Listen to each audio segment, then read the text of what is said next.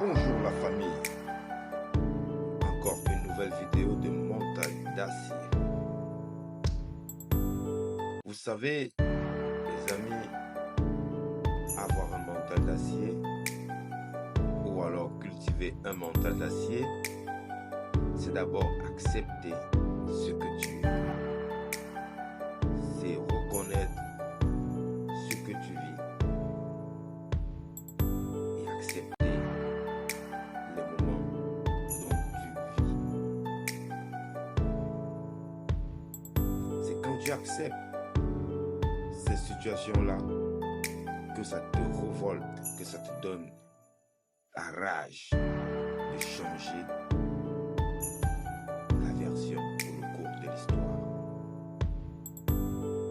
Voyez-vous, il y a des gens qui parfois, quand on leur appelle noirs, ou alors on leur dit ce sont des latinos, se sentent mal. Parfois ils pleurent même. Mais moi je dis à ces gens-là qu'ils ont tort de pleurer ou de se sentir mal. Pourquoi?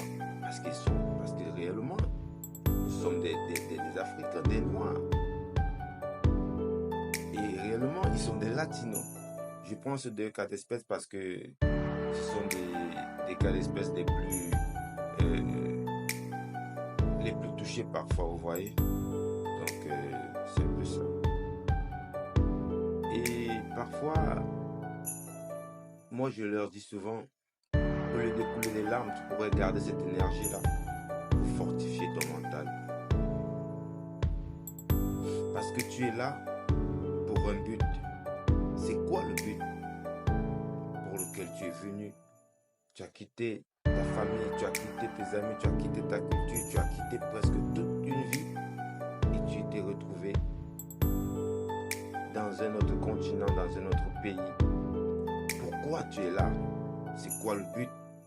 Pourquoi tu as pris tous ces risques? C'est parce que tu veux changer le cours de l'histoire. Alors, arrête de pleurer. Rends-toi meilleur. Rends-toi meilleur. Trace-toi des objectifs. Aie une vision. Sois déterminé. Travaille dur pour que tes enfants et tes petits-enfants, qu'on ne les appelle pas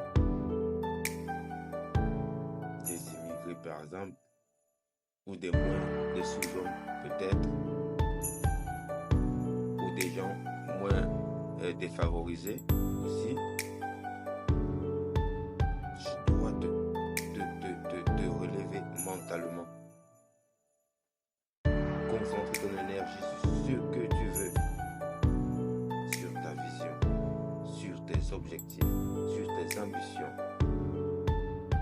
Au lieu de pleurer parce qu'on t'a balancé une parole méchante peut-être.